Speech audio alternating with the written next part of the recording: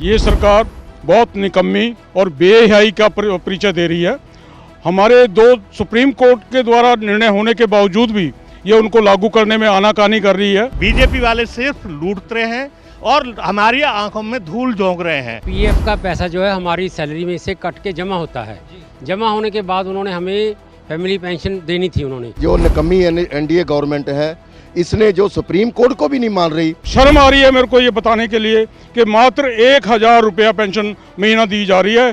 क्या आज के इस महंगाई के युग में 1000 में गुजारा करना संभव है? हम एम्प्लॉय जो जिन्होंने 30-30, 40-40 साल मतलब सर्विस की है, सर्विस के एवज में हम अपना केवल पेंशन मांग रहे हैं। नमस्कार, नेटड्रिक न्यूज़ देख रहे हैं आप और आपके साथ मैं हूं नवदीप शर्मा। आज हम मौजूद हैं जंतर मंतर पर, जहां पर एक धरना किया जा रहा है और ये जो लोग हैं फिर से पुरानी पेंशन को लेकर जो ये मांग दोबारा से एक बार उठी है और दिन प्रतिदिन यहाँ पर धरने किए जा रहे हैं। तो सीधे इनसे बात कर लेते हैं। सर, सबसे पहले आपका परिचय।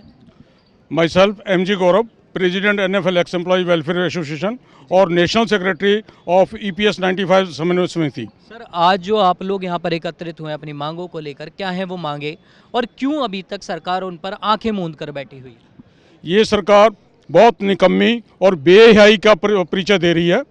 हमारे दो सुप्रीम कोर्ट के द्वारा निर्णय होने के बावजूद भी ये उनको लागू करने में आनाकानी कर रही है। पैसा हमारा है, परंतु ये अमानत में खयानत का काम कर रही है।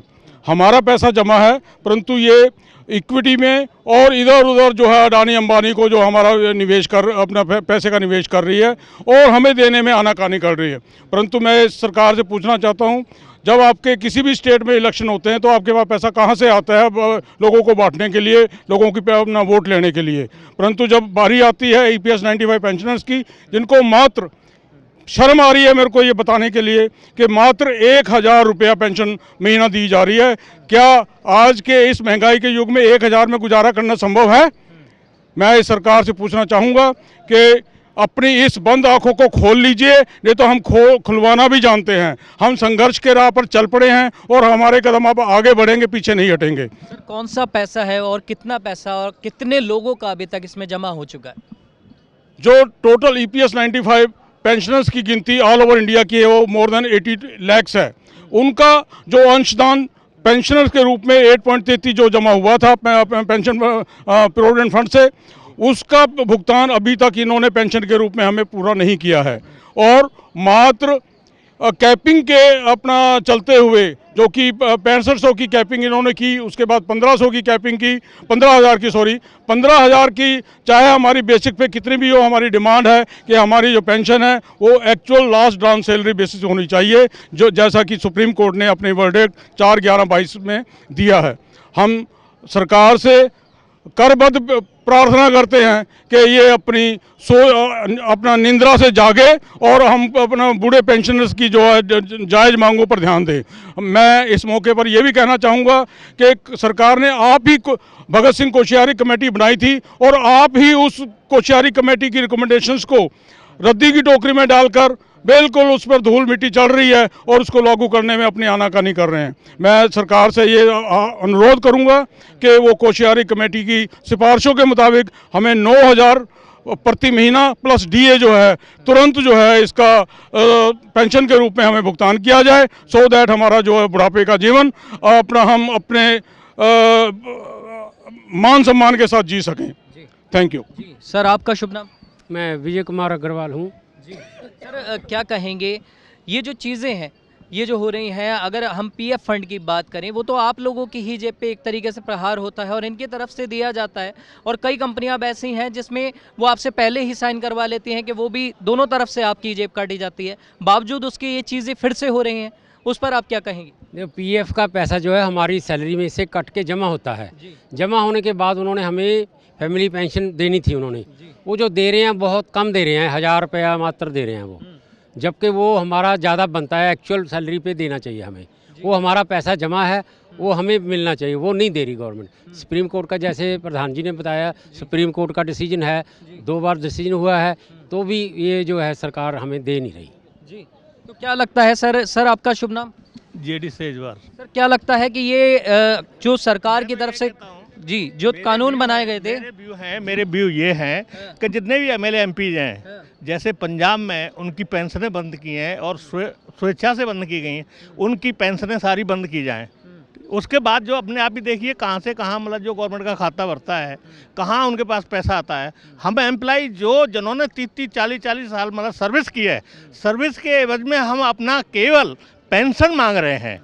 और जब कि आप कभी वृद्धा योजना, कभी प्रधानमंत्री योजना, कभी कोई सी योजना आप लागू करते हो, उसके लिए फंड कहाँ से आ जाता है। और हम एम्प्लॉय ने जो इतनी इमारतें खड़ी की हैं कि इतनी मतलब जो NTPC है, NFL और भी कितनी ही ऑर्गेनाइजेशन है जिनमें मतलब हमने सहयोग किया है, उनके सहयोग को इन्होंने बढ़ा दिया। इन्होंने क्या किया है, बीजेपी वाले सिर्फ लूटते हैं और हमारी आंखों में धूल झोंक रहे हैं। हमेशा वादा करते हैं, वादा के बाद उनका कुछ भी नहीं होता। हमने कौन सा गुनाह किया है, हमने देश को आगे बढ़ाया, ये देश को पीछे ले जाने के लिए लगे हुए हैं। बताइए कितनी फैक्ट्रियाँ लगाई हैं अभी तक, गवर्नमेंट ने अभी क्या किया है हमारे एम्प्लॉइज़ के लिए। तो हम यही कहना चाहते हैं कि हमारी पेंशन पे जो पैसा हमारा है, हम अपना पैसा मांग रहे हैं, हम कोई ये नहीं मांग रहे कि भीख नहीं मांग रहे। ये जो सर कब से आपकी लड़ाई ये चालू है, कब से ये आपकी लड़ाई है जो चल रही है और अभी तक उस पर जो है अभी तक आंखें मूंद कर बैठी हुई है सरकार? 15 साल हो गए हमारी इस लड़ाई को लड़ते हुए। हम लोगों के लिए ये जो 2016 में भी फैसला सुप्रीम कोर्ट का आया और उसके बाद 22 में फैसला आया सुप्रीम कोर्ट का 16 और 22 में, तो वो हमारे हक में आया। उसके बाद केस लड़ते लड़ते हमने और हाई कोर्ट्स में केस किए हुए हैं, स्टेट्स के हाई कोर्ट्स में केस किए हुए हैं। उसके भी मदुराई जो मद्रास का बेंच है, वहाँ से भी फैसला हमारे हक में आया EPS 95 स्कीम के तहत। उसके बाद अभी हाल ही में पिछले महीने कलकत्ता हाई कोर्ट का फैसला भी आया है हमारे हक में। लेकिन जो ये जो निकम्मी गवर्नमेंट है, क्योंकि EPFO के जो कमिश्नर्स हैं, जहाँ उनके चीफ हैं, जो भी उनका अमला है, उन्होंने तो गवर्नमेंट का जो नोटिफिकेशन है उसके हिसाब से ही उन्होंने आगे ऑर्डर पास करके जो हमें पेंशन देना है।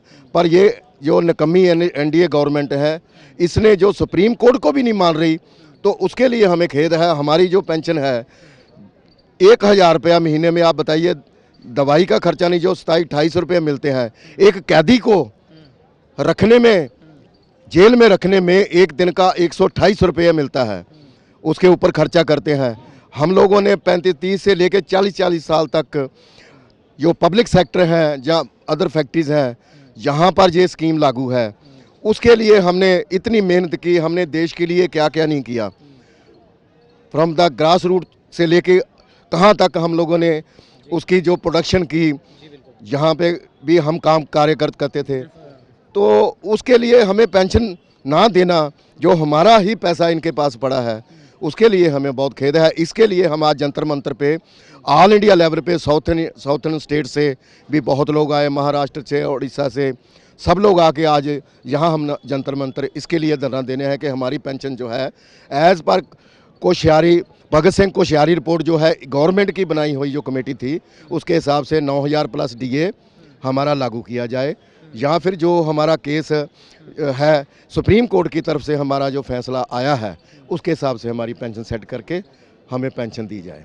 थैंक यू जी। अब हमें तो ये आपने सुना, ये है वो लोग जिनका साफ तौर पर कहना है कि हमारे जो मांगे हैं वो जायज़ हैं। आपने जो कमेटी बनाई थी उसके हिसाब से तो हमें कम से कम उसका जो श्रेय है, उसका जो हमें भुगतान है, वो भुगतान तो किया जाए। आपकी क्या है इस पर राय, हमें कमेंट कर ज़रूर बताएं। कैमरामैन सुमित के साथ नवदीप शर्मा की रिपोर्ट, दिल्ली। आप देख रहे हैं नेट्रिक न्यूज, साहस सच कहने का।